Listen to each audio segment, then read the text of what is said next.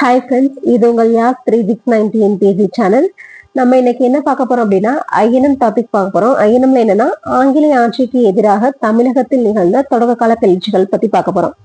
First அதுல எப்படி அப்படின்னா பாளையக்காரர்களை பத்தி இந்த லெசன்ல இருக்கும். ஸோ பாளையக்காரர்களை பத்தி பார்க்கலாம். பாளையக்காரர்களோட அமைப்பு எப்படி இருந்துச்சு, அவங்க ஆங்கிலேயருக்கு எதிராக எப்படி புரட்சி எழுப்பினாங்க, அதுல புலித்தேவர், வேலுநாச்சியார், கட்டபொம்மன், மருது சகோதரர்கள், தீரன் சின்னமலை, இவங்க எல்லாமே இந்த டாபிக்ல ரொம்ப இம்பார்ட்டன்ட். ஸோ இவங்களை பத்தி பார்க்கலாம் வாங்க. ஃபர்ஸ்ட் பாளையம் அப்படின்னா என்னன்னா, பாளையம் என்ற சொல் ஒரு பகுதியையோ ஒரு இராணுவ முகாமையோ அல்லது ஒரு சிற்றரசையோ குறிப்பதாகும். ஃபர்ஸ்ட் பாளையம் பாளையம்னா என்னன்னா, அது ஒரு பகுதி இருக்கலாம், இல்லைன்னா ஒரு இராணுவ முகாமா இருக்கலாம், இல்லைன்னா அந்த சிற்றரசர்களை குறிப்பதாகும். அந்த பாளையத்தை யார ஆட்சி பண்றாங்களோ அவங்கள நம்ம பாளையக்காரர் அப்படின்னு சொல்றோம். ஓகேவா? பாளையக்காரர்கள். இந்த பாளையக்காரர்களை ஆங்கிலேயர் எப்படி கூப்பிட்டாங்க அப்படின்னா போலிக்கார் அப்படின்னு கூப்பிட்டுருக்காங்க. பாளையக்காரன்ற சொல் வாயில நுழையிற ஆங்கிலேயர்களுக்கு அவங்க எப்படி அவங்களை அழைச்சாங்க அப்படின்னா போலிகார் அப்படின்னு அழைச்சாங்க. இந்த பாளையக்காரர் முறை ஃபர்ஸ்ட் எங்க தோன்றுச்சு அப்படின்னா வாரங்களை சேர்ந்த பிரதாபத்ரனின் ஆட்சி காலத்துல காகதிய அரசுல தோன்றுச்சு. ஃபர்ஸ்ட் இந்த பாளையக்காரர் முறை எங்க ஆரம்பிச்சுன்னா காகதிய அரசியல் சார்பா பிரதாபத்ரனோட ஆட்சி காலத்துல தோன்றுச்சு. அதை எப்படி மதுரை நாயக்கர் 1529 பதவி ஏற்கிறாரு. மதுரை நாயக்கர் யாருன்னா விஸ்வநாத நாயக்கர். அந்த விஸ்வநாத நாயக்கர் தான் இந்த பாளையக்காரர் முறையை ஃபர்ஸ்ட் தமிழகத்துல அறிமுகப்படுத்துறாரு. விஸ்வநாதரோட அமைச்சர் யாருன்னா அரியநாதன். அந்த விஸ்வநாத நாயக்கர் அவரோட அமைச்சரோட உதவி, அந்த அமைச்சர் யாரு அரியநாதன், அவருடைய உதவினாலதான் தமிழகத்துல பாளையக்கார முறையை அறிமுகம் பண்ணாரு. தமிழகத்தில் பாளையக்கார முறையை அறிமுகம் பண்ணது யாருன்னா விஸ்வநாத நாயக்கர். விஸ்வநாத நாயக்கர் கொண்டு வந்தப்ப எத்தனை பாளையங்கள் இருந்திருக்கலாம் அப்படின்னா 72 பாளையங்களும் பாளையக்காரர்களும் இருந்திருக்கலாம். இப்ப பாளையக்காரர்களுக்கு என்ன பணி அப்படின்னா, பாளையக்காரர்கள் என்ன பண்ணலாம் அப்படின்னா இந்த அவங்களுக்கு நிர்வகிக்கப்பட்ட பாளையம் இருக்கு இல்லையா, அதாவது ஒரு சிற்றரசோ ஒரு இராணுவ முகாமையோன்னு சொல்லணும் இல்லையா, அப்படி அங்க நடக்கக்கூடிய வரி வசூல் இந்த பாளையக்காரர்கள் தான் பண்ணுவாங்க. வரி வசூலிக்கிறது, அந்த நிலப்பரப்பை நிர்வகிக்கிறது, ஏதாவது ஒரு வழக்கு அதை விசாரிக்கிறது, சட்ட ஒழுங்கை பாதுகாக்கிறது, இது எல்லாமே ஒவ்வொரு பாளையத்துக்கும் ஒவ்வொரு பாளையக்காரர் நியமிச்சு அந்த பாளையக்காரர் தான் அந்த பாளையத்துல வரக்கூடிய எல்லா பிரச்சனையுமே கையாள்வாரு. இப்ப ஒரு அரசர் போய் எல்லா இடத்துலயும் நடக்கிறத பார்க்க முடியாது இல்லையா, சோ அங்கேயே ஒரு அமைச்சரை போட்டு அங்க நடக்கிற என்னென்ன நடக்குதுன்னு கேட்டுக்குவாங்க. அது மாதிரிதான் அந்த பாளையக்காரர்கள் ஒவ்வொரு பாளையத்துக்கும் ஒவ்வொரு பாளையக்காரர்களை நியமிச்சு அந்த பாளையக்காரர்கள் தான் அங்க வரக்கூடிய பிரச்சனை, அங்க வரக்கூடிய வசூல், வரி வசூல் எல்லாத்தையுமே செஞ்சு கொண்டாந்து இந்த நவாப் கிட்ட கொடுக்கணும். பாளையக்காரர் நாயக்கர் ஆட்சிகளை தங்கள் அதிகாரத்தை தக்க வைத்துக் கொள்ளதுக்கு பாளையக்காரர்கள் உதவி பண்ணாங்க. ஒவ்வொரு நாயக்கர் இருக்காங்க இல்லையா, அவங்க தங்களோட ஆட்சியில தக்க வைத்துக் கொள்ள யார் உதவி புரிஞ்சாங்க அப்படின்னா பாளையக்காரர்கள் தான் உதவி புரிஞ்சாங்க. இது எத்தனை வருஷமா நடந்துச்சு, இவங்க எத்தனை வருஷமா நாயக்கர்கள்மார்களுக்கு உதவி பண்ணாங்க அப்படின்னா சுமார் 200 வருஷமா உதவி செஞ்சிருக்காங்க. அதாவது ஆங்கிலேய ஆட்சி முற்றுப்புள்ளி வைக்கிற வரை பாளையக்காரர்கள் தான் நாயக்கர்களுக்கு துணையா இருந்து வரி வசூல் செய்யறது, எல்லா விதமான அந்த பாளையத்துக்குள்ள செயல்பாடுகள் எல்லாத்தையும் கவனிச்சுக்கிட்டு நாயக்கர்களுக்கு உதவியா இருந்தது இந்த பாளையக்காரர்கள் தான். இப்ப பாளையக்காரர்கள் 72 பாளையக்காரர்கள் தான் அப்படி தெரிஞ்சது இல்லையா. அதுல முக்கியமானது என்னதுன்னா கிழக்கு மற்றும் மேற்கு பாளையம். கிழக்கு மற்றும் மேற்கு பாளையம். கிழக்குல என்னென்ன பாளையம் இருந்துச்சு அப்படின்னா சாத்தூர், நாகலாபுரம், எட்டயபுரம், பாஞ்சாலங்குறிச்சி, இது எல்லாமே கிழக்கு பாளையம். கிழக்குல உள்ள முக்கியமான பாளையங்கள் என்னது அப்படின்னா சாத்தூர், நாகலாபுரம், எட்டயபுரம், பாஞ்சாலங்குறிச்சி. மேற்குல இருந்த பாளையம் என்னென்ன அப்படின்னா ஊத்துமலை, தலைவன்கோட்டை, நடுவக்குறிச்சி, சிங்கம்பட்டி, சேத்தூர், இது எல்லாமே மேற்குல அமையப்பட்ட பாளையங்கள். அதே மாதிரி பாளையக்காரருடைய செல்வாக்கு எந்த காலத்துல சிறப்பா இருந்தது அப்படின்னா 17ஆம் நூற்றாண்டுடைய பிற்பகுதியிலையும் 18ஆம் நூற்றாண்டின் முற்பகுதியிலையும் பாளையக்காரர்கள் ரொம்ப செல்வாக்கா இருந்தாங்க. செல்வாக்கு பெற்று அரசர்களுக்கு தங்களுடைய பணியை சிறப்பா செய்யறது எல்லாமே நாங்க தான் அப்படின்ற மாதிரி ரொம்ப செல்வாக்கு பெற்றிருந்தாங்க. ஆங்கிலேய ஆட்சி வர இவங்களுடைய செல்வாக்கு எல்லாமே காணாம போச்சு. அது எப்படின்றதுதான் நம்ம பார்க்க போறோம். எப்படி இந்த வரி வசூல் செஞ்சது பாளையக்காரங்க தான் செஞ்சுக்கிட்டு இருந்தாங்க. இப்ப எப்படி பாளையக்காரரை விட்டு அந்த வரி வசூல் செய்யறது கிழக்கிந்திய கம்பெனிக்கு போச்சுன்றத வச்சு பார்க்கலாம். ஓகே, இதுவரை வரி வசூல் செய்யறது, ஒரு நிலத்தை நிர்வகிப்பது எல்லாமே பாளையக்காரருடைய கட்டுப்பாட்டுல இருந்துச்சு இல்லையா. இப்ப இந்த கட்டுப்பாடு எல்லாமே ஆங்கிலேயருக்கு போகுது, கிழக்கிந்திய கம்பெனி சைடு போகுது. ஏன் அப்படின்னா ஆற்காடு நவாப் இருக்காரு இல்லையா, ஆற்காடு நவாப் கர்நாடக போர்ல ஈடுபட்டிருக்காரு. அந்த கர்நாடக போர்ல பேரிழப்பு ஏற்படுது. அந்த இழப்பை சரி செய்யறதுக்காக கிழக்கிந்திய கம்பெனிகிட்ட இருந்து ஒரு குறிப்பிட்ட அமௌண்ட்டை கேட்டு வாங்கியிருக்காரு இந்த கர்நாடகா போர்ல நடந்த இழப்புகளை சரி செய்யறதுக்கு. பட் அவர்னால கொடுக்க முடியாம போயிருது. ஆற்காடு நவாப்னால அந்த தொகையை திரும்ப ஆங்கிலேயர்களுக்கு செலுத்த முடியாம போயிருது. ஆங்கிலேயர்கள் கூப்பிட்டு கேட்டப்போ இந்த தரேன்னு அவருக்கு சொல்லிக்கிட்டே இருக்கவும், சரி இனிமே இந்த இவர் சரிப்பட்டு வர மாட்டாரு, இந்த வரி வசூல் செய்யறத நம்ம கிழக்கிந்திய கம்பெனிகிட்ட கொடுத்துடலான்னு கொடுத்துட்டாங்க. அப்படி போனதான் அந்த தெற்கத்திய பாளையக்காரரிடமிருந்து வரி வசூல் செய்யும் அதிகாரம் கிழக்கிந்திய கம்பெனிக்கு மாற்றப்பட்டது. சரியா? தெற்கத்திய பாளையக்காரர் தான் இப்ப வரி வசூல் செஞ்சுக்கிட்டு இருக்காங்க. இவர் ஆற்காடு நவாப் இந்த பணத்தை திரும்ப செலுத்த முடியாம போகவும் கிழக்கிந்திய கம்பெனி கிட்ட நீங்க இனிமே வரி வசூல் செஞ்சு எங்களுக்கு கொடுங்க அப்படின்னு சொல்லிடுறாங்க. இப்பதான் அந்த பாளையக்காரரை கிளர்ச்சி செய்ய ஆரம்பிக்கிறாங்க. எங்களுக்கு இந்த நிலத்துல 60 தலைமுறையா நாங்க தான் வசிச்சுட்டு இருக்கோம், நாங்க தான் இந்த நிலத்துல இருக்கக்கூடிய நிலப்பரப்பை பாதுகாக்கிறோம், நாங்க தான் வரி வசூல் செய்யறோம், இப்ப திடீர்னு நீங்க ஆட்சி செஞ்சீங்கன்னா என்ன அப்படின்னு இப்பதான் முதல்ல அவங்க கிளர்ச்சியில ஆரம்பிக்கிறாங்க. அப்படி கிளர்ச்சியை ஆரம்பிக்கக்கூடிய முதல் நபர் யாருன்னா நம்மளுடைய பூலித்தேவர்.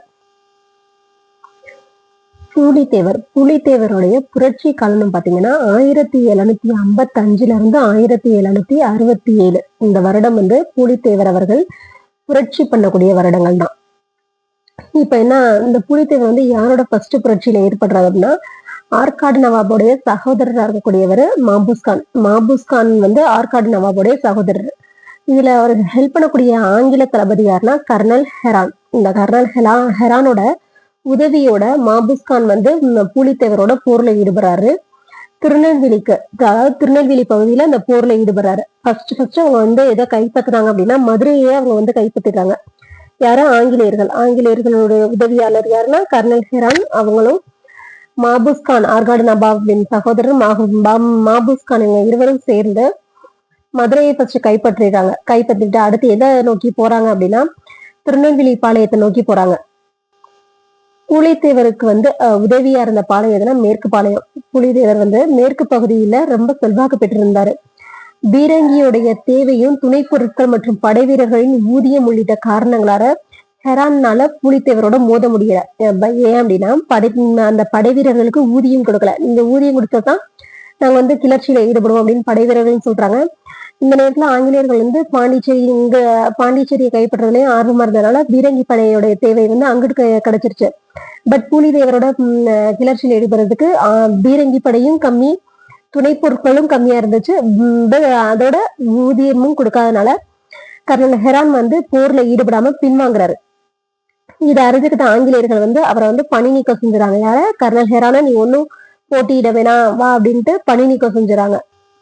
அந்த நேரத்துல புலித்தேவருக்கு ஆதரவா இருந்த முக்கியமான 3 பேரை பத்தி சொல்லியிருக்காங்க. நவாப் சந்தா சாஹிப்போட முகவர்களா செயல்பட்டிருக்காங்க. அவங்க என்ன யார் அப்படின்னா ஞானா, முடிமையா மற்றும் நபிகன் கட்டாக்க. இவங்க நவாப் சந்தா சாஹிப்போட முகவர்களா இருந்திருக்காங்க. இந்த 3 பேருமே திருநெல்வேலி பகுதியில தான் பொறுப்பு வச்சுட்டு இருந்தாங்க. யாரு? ஞானா, முடிமையா மற்றும் நபிகான் கட்டாக் திருநெல்வேலி பகுதியை ஆட்சி புரிஞ்சுக்கிட்டு இருக்காங்க. அப்ப யாருக்கு இவங்க சப்போர்ட் பண்றாங்கன்னா புலித்தேவருக்கு ரொம்ப சப்போர்ட்டா இருந்திருக்காங்க. யாரை எதிர்த்து சப்போர்ட் இருந்தாங்கன்னா ஆற்காடு நவாபான முகமது அலியை எதிர்த்து மேற்கு பாளையக்காரர்களுக்கு ஆதரவு கொடுத்திருக்காங்க. மேற்கு பாளையத்துல யாரு செல்வாக்கப்பட்டிருந்தது? புலித்தேவர். அப்ப இவங்க யாருக்கு சப்போர்ட் பண்ணாங்கன்னா புலித்தேவருக்கு ரொம்ப சப்போர்ட்டிவா இருந்திருக்காங்க. ஆனா இந்த சிவகிரி பாளையக்காரர்கள் புலித்தேவருக்கு சப்போர்ட்டா இல்ல. எந்த பாளையம் அப்படின்னா சிவகிரி பாளையம் புலித்தேவருக்கு சப்போர்ட்டா இல்ல. இந்த ராமநாதபுரம் மன்னரும் புதுக்கோட்டை மன்னரும் ஆங்கிலேயர்களுக்கு ஆதரவா போயிடுறாங்க. சரியா? சரி, நம்ம ஆளுங்களே ஆங்கிலேயருக்கு உதவி பண்றாங்கன்ட்டு புலித்தேவர் என்ன அப்படின்னா மைசூரின் ஹைதர் அலி மற்றும் பிரெஞ்சுக்காரர்களோட உதவி நமக்கு கிடைக்குமா அப்படின்னு அவங்ககிட்ட கேக்குறாங்க. ஆனா அந்த நேரத்துல ஹைதர் அலி யாரோட போரிட்டு இருக்காரு அப்படின்னா மராதியர்களோட போர் புரிஞ்சுட்டு இருக்காரு. சோ மராதியரோட போர் புரிஞ்சதுனால இவர் ஹைதர் அலிக்கு புலித்தேவருக்கு உதவ முடியல. அதே மாதிரி பிரெஞ்சுக்காரர்களுக்கும் ஆங்கிலேயர்களுக்கும் போட்டி நடத்துக்கிறதுக்கு பாண்டிச்சேரியை கைப்பற்றதுக்கு, அதனால பிரெஞ்சுக்காரர்களையும் உதவவே அந்த சமயத்துலதான் ஆற்காடு நவாபோட தம்பி யாரு மாபூஸ்கான் களக்காட்டை நம்ம போர் புரியலாம் அப்படின்னு களக்காட்டை போர் புரியக்கூடிய இடமா களக்காடை சூஸ் பண்றாங்க புலித்தேவரும் மாபூஸ்கானும். களக்காட்டு போர் எந்த இருவருக்கும் நடந்தது அப்படின்னா ஆற்காடு நவாபோட தம்பி மாபூஸ்கானுக்கும் புலித்தேவருக்கும் நடந்த போர் தான் இந்த களக்காடு போர். கிழக்கிந்திய கம்பெனி என்னன்னா 1000 சிப்பாய்களோட ஆற்காடு நவாபால் அனுப்பப்பட்ட 600க்கும் மேற்பட்ட வீரர்களையும் மாபூஸ்கான் பெற்றாரு. அவங்க எல்லா 1600 பேரையும் கொண்டுகிட்டு கர்நாடகா பகுதியில உள்ள குதிரைப்படை மற்றும் காலாட்படையோட உதவியோட மாபுஸ்கான் வந்து களக்காடு பகுதியில நம்ம போர் தொடுக்கலாம் அப்படின்ட்டு போறாரு. ஆனா எதிர்பாராத விதமா என்ன ஆகுது, பூலித்தேவர் என்னன்னா திருவிதாங்கூரின் 2000 வீரர்கள் வந்து பூலித்தேவருடைய படையில இணைஞ்சுறாங்க. திருவிதாங்கூருடைய 2000 வீரர்கள் வந்து பூலித்தேவரோட படையில இணைஞ்சதுனால களக்காட்டு போர்ல பூலித்தேவர் வின் பண்ணி மாபுஸ்கான் தோல்வியுற்றார். களக்காட்டு போர்ல வின் பண்ணது யார் அப்படின்னா மாபுஸ்கான பூலித்தேவருக்கும் இடையில நடைபெற்ற போர் தான் களக்காட்டு போர். அந்த போர்ல வெற்றி பெற்றவர் யாருன்னா பூலித்தேவர். அதுக்கு உதவியா இருந்தது எதுனா திருவிதாங்கூருடைய 2000 வீரர்கள் உதவியா இருந்து பூலித்தேவரை ஜெயிக்க வச்சுறாங்க. மருதநாயகம் அதோட என்ன அப்படின்னா மாபுஸ்கான் விளைகிறாரு. அடுத்து வரக்கூடியவர் தான் யூசுப் கான். அடுத்து நடக்கக்கூடிய போர் என்ன யாருக்கு அப்படின்னா யூசுப் கானுக்கும் பூலித்தேவருக்கும் இடையே நடக்கக்கூடிய போர். யூசுப் கானோட இயற்பெயர் என்ன, அவருடைய மத மாற்றத்திற்கு முன் அவருடைய இயற்பெயர் என்ன மருதநாயகம். மத மாற்றம் அடைஞ்சுன்னா அவருடைய பேர் என்ன வச்சுக்கிறாரு அப்படின்னா கான் சாஹிப் அப்படின்னு வச்சுக்கிறாரு. யூசுப் கான் எங்க பிறந்தவர் அப்படின்னா ராமநாதபுரத்தை சேர்ந்தவர். இந்த யூசுப் கான் வந்து ராமநாதபுரத்தை சேர்ந்தவர். புதுச்சேரியில தான் இஸ்லாமுக்கு மதம் மாறுறாரு. 1752 இருந்து 54 திருச்சி முற்றுகையில பங்கேற்றார். மதுரைக்கும் திருநெல்வேலிக்கும் ஆளுநரா 5 வருஷம் இருந்திருக்காரு. 1756 இருந்து 1761 வரை மதுரை திருநெல்வேலிக்கு ஆளுநரா இருந்தவர் யார் அப்படின்னா யூசுப் கான். அதே மாதிரி லாலி அவர்களுடைய மதராஸ் முற்றுகையின் போது யாருடைய பங்கு சிறப்பா இருந்துச்சு அப்படின்னா இந்த யூசுப் கானுடைய பங்கு சிறப்பா இருந்துச்சு. மதுரையில நெசவு தொழிலை ஊக்குவிக்கிறாரு, உழவு தொழிலுக்கு சப்போர்ட் பண்றாரு. இந்த மாதிரி யூசுப் கானோட சப்போர்ட் மதுரை மக்களுக்கு நிறையவே இருந்தது. இந்த திருவிதாங்கூர் மன்னருடைய ஆதரவுனால 1756 இருந்து 1763 வரை பூலித்தேவருடைய செல்வாக்கு விஞ்சி நின்றது. திருநெல்வேலி பாளையக்காரர்கள் நவாபின் அதிகாரத்தை எழுப்பதையே முழு நோக்கமாக கொண்டிருந்தனர். இவங்க வந்து யாரை எதிர்த்தாங்க, ஆற்காடு நவாபுடைய அதிகாரத்தை எதிர்ப்பதையே முழு நோக்காக கொண்டிருந்தாங்க. அப்பதான் யூசுப் கானோட வருகை இருக்கு. யூசுப் கான் வராரு, பூலித்தேவரோட போரிடலாம் அப்படின்னு நினைக்கையில அந்த நேரத்துல என்னன்னா திருச்சிராப்பள்ளியில் இருந்து தான் எதிர்பாராத வெறும் பீரங்கிகள் மற்றும் வெடிப்பொருட்கள் வந்து சேரும் வரை பூலித்தேவர் மீது தாக்குதல் எதுவும் அவர் தொடுக்கவில்லை. யாரு யூசுப் கான் வந்து திருச்சியில இருந்து வரக்கூடிய வெடிப்பொருட்களுக்காக அவர் வெயிட் பண்ணிக்கிறாரு. தகுந்த நேரமும் தகுந்த ஆயுதமும் இருந்தாதான் நம்ம பூலித்தேவரை ஜெயிக்க முடியும் அப்படின்றதுக்காக அந்த காலத்தை எதிர்பார்த்து வெயிட் பண்ணிக்கிட்டு இருக்காரு யூசுப் கான். பீரங்கி படையை எதிர்பார்த்து காட்டிருந்த யூசுப் கானுக்கு பீரங்கி படை எப்ப வந்தது அப்படின்னா செப்டம்பர் மாதம் 1760 வந்து சேருது. யூசுப் கான் அந்த படைகள்லாம் வந்தோடனே ஃபர்ஸ்ட் எதை வந்து முற்றுகையிடுறாரு அப்படின்னா நெற்கட்டும் செவல். இந்த நெற்கட்டும் செவல், வாசுதேவ நல்லூர், பனையூர், இந்த 3 கோட்டைகளுமே பூலித்தேவருடைய கோட்டைகள். அந்த பூலித்தேவருடைய கோட்டையா இருக்கக்கூடிய நெற்கட்டும் செவலை ஃபர்ஸ்ட் அவர் முற்றுகையிறாரு. அப்ப அந்த தாக்குதல் நடத்துறாரு எப்படா 1761 மே மாதம் 16ஆம் தேதி அந்த பூலித்தேவருடைய 3 கோட்டைகளையுமே தாக்குதல் நடத்துறாரு. ஒரே சமயத்துல 3 கோட்டைகளையுமே தாக்குதல் நடத்துறாரு. அந்த 3 கோட்டையுமே பூலித்தேவருடைய கட்டுப்பாட்டுல இருந்து அவருடைய கட்டுப்பாட்டு கொண்டு வந்துறாரு. யாரு யூசுப் கான் வந்து இந்த நெற்கட்டும் செவ்வல், வாசுதேவன் நல்லூர், பனையூர், இந்த 3 கோட்டையுமே பூலித்தேவரோட கட்டுப்பாட்டுல இருந்து யூசுப் கானோட கட்டுப்பாட்டுக்கு வந்துருது. இவங்களோட பிரச்சனை இங்கிட்டு நடந்துட்டு இருக்கையில இதற்கிடையே என்னன்னா ஆங்கிலேயர்கள் வந்து பாண்டிச்சேரியை கைப்பற்றிட்டாங்க. சோ பிரெஞ்சுக்காரருடைய ஆதிக்கம் வந்து குறைய ஆரம்பிச்சது.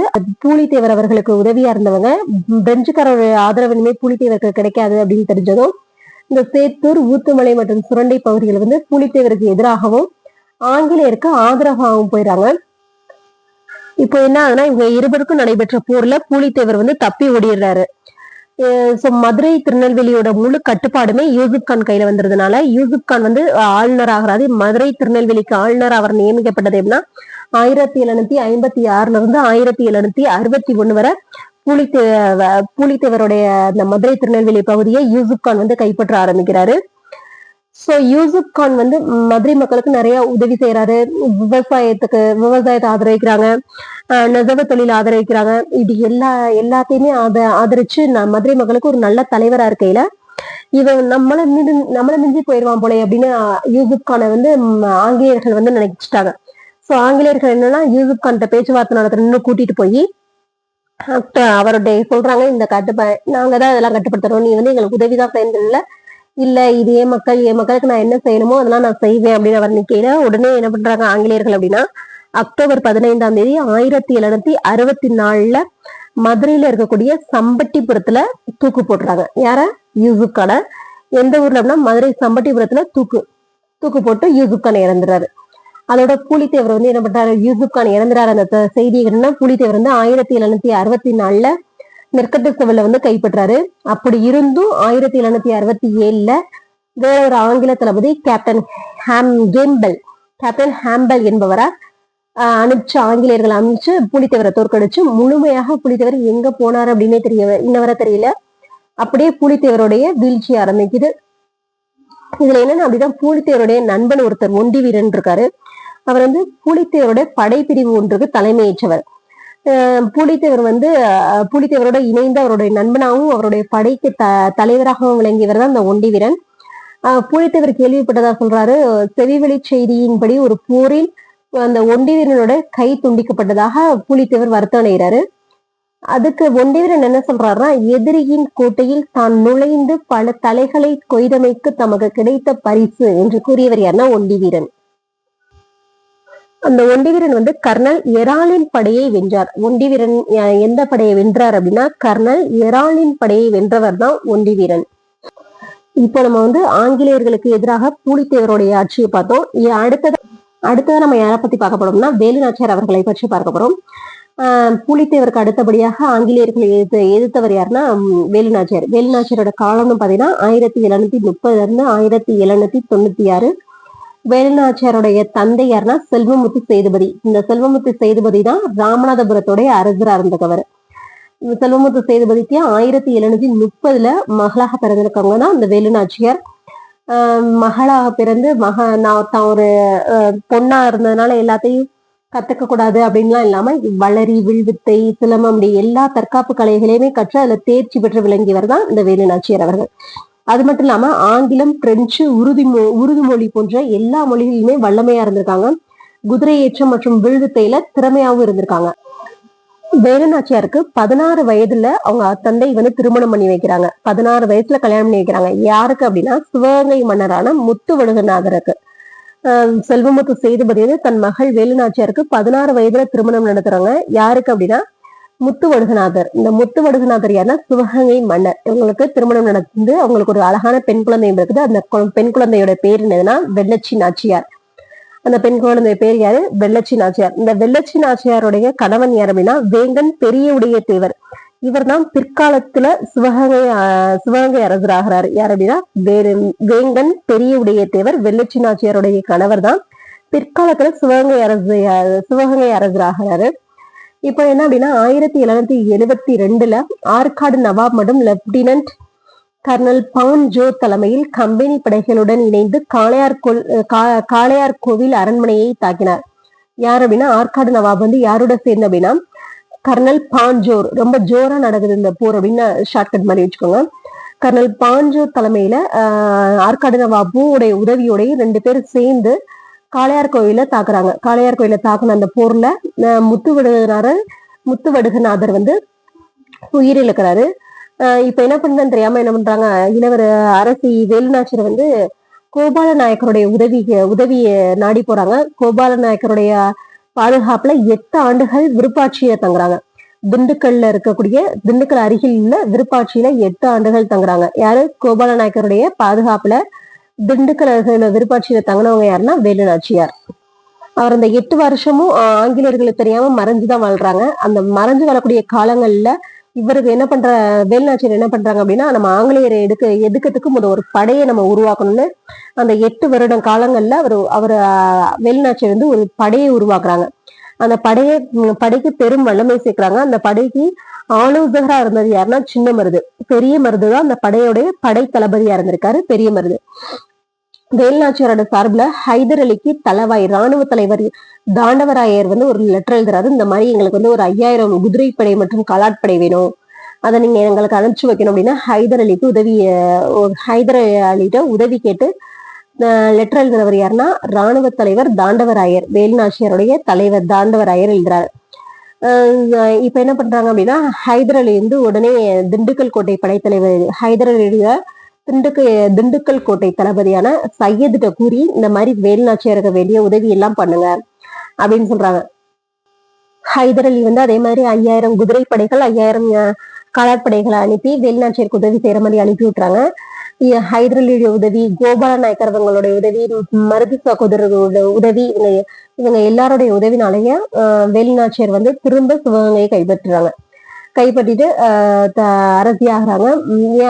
முக்கியமான உதவி யாருன்னா மருது சகோதரர்களுடைய உதவினால அவங்க வந்து முடிசூட்டி கொள்றாங்க. பிரிட்டிஷ் ஆட்சியை எதிர்த்த முதல் பெண் அதிகாரி யாருன்னா, பெண் அரசி அல்லது பெண் அதிகாரி யாருன்னா நம்முடைய வேலுநாச்சியார். இதுல முக்கியமா என்ன பார்க்கணும் அப்படின்னா, வேலுநாச்சியாருக்குரிய நம்பிக்கைக்குரிய ஒரு தோழி இருந்திருக்காங்க. அந்த தோழியோட பேரு குயிலி.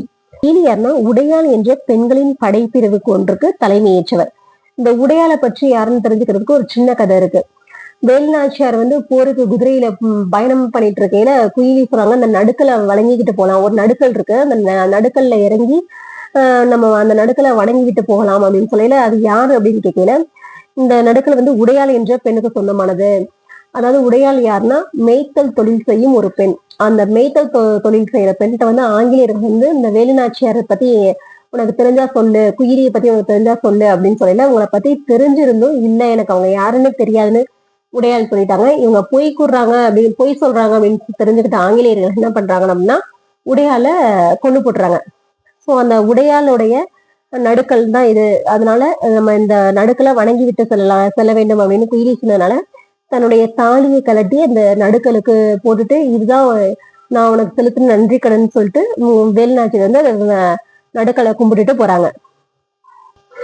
இப்ப சிவகங்கையில ஒரு பௌர்ணமி நாள்லதான் அந்த கோட்டைக்குள்ள நுழைய முடியும். பெண்கள் மட்டும்தான் நுழைய முடியும். வேலுநாச்சியார் வந்து ஒரு பிளான் போடுறாங்க. இந்த மாதிரி விஜயதசமி நாள்ல அன்னைக்கு சிவகங்கையோட கோட்டை திறக்கும். அந்த கோட்டைக்குள்ள ஒன்லி பெண்கள் மட்டும்தான் நுழைய வாய்ப்பு உண்டு. அதனால ஃபர்ஸ்ட் பெண்கள் நம்ம எல்லாருமே போய் அந்த கோட்டையில என்னென்ன இருக்கு, என்னென்ன ஆயுதங்கள் இருக்கு எல்லாத்தையும் பார்த்துட்டு நம்மளுடைய தளபதி எல்லாத்தையும் சொல்லிடுவோம். அவங்க பின்னாடியே வந்து நமக்கு உதவி செய்வாங்க. அந்த மாதிரி பிளான் போட்டுதான் போறாங்க. அதுல குயிலி வந்து முக்கியமான பெண். குயிலி வந்து வேலுநாச்சியாருடைய தோழி இல்லையா. சோ என்ன ஆகுறாங்கன்னா 1780 குயிலி தனக்குத்தானே நெருப்பு வைத்துட்டு பிரிட்டிஷோட ஆயுத கிடங்குக்குள்ள குதிச்சிடுறாங்க. குதிச்சதுல குயிலி உயிரிழந்துடுறாங்க. அந்த ஆயுதம் ஃபுல்லாமே எரிஞ்சிருது. அப்போ போர் நடக்குது. அந்த போர்ல வந்து பிரிட்டிஷாருக்கு ஆயுதம் இல்லாம பிரிட்டிஷார் தோல்வி விடுறாங்க. வேலுநாச்சியார் வெற்றி பெறாங்க. வெற்றி பெற்றதை கொண்டாடுறோம், எங்க குயிலியை காணோம் அப்படின்னு கேட்கல. இந்த மாதிரி குயிலி வந்து அவங்களோட உடம்புல தனக்குத்தானே தீ வச்சுக்கிட்டு ஆங்கிலேயருடைய ஆயுத கிடங்களை குதிச்சுட்டாங்க. குதிச்சு அந்த ஆயுதத்தை எல்லாமே எரிச்சவங்களே குயிலி தான் அப்படின்னு சொல்ல வரையில ஆங்கிலேயருக்கு எதிராக குயிலி செய்த தியாகத்தை நினைச்சு வேலுநாச்சியார் ரொம்ப பெருமை கொள்றாங்க. அதே மாதிரி ஒரு நல்ல தோழி இறந்துடமேனு வருத்தமும் படுறாங்க. வேலுநாச்சியார் வந்து அதை இவங்க எல்லாருடைய உதவினாலையும் சிவகங்கையோட அரசியாகவும் திரும்ப பணியில அமர்றாங்க. அரசியா பொறுப்பேற்று வலம் வர்றாங்க. நன்றி. இப்ப நம்ம என்ன பார்த்திருக்கோம்னா ஆங்கிலேயருக்கு எதிரான தொடக்க கால ஆட்சியில பூலித்தேவரையும் வேலுநாச்சியாரை பற்றி பார்த்திருக்கோம்.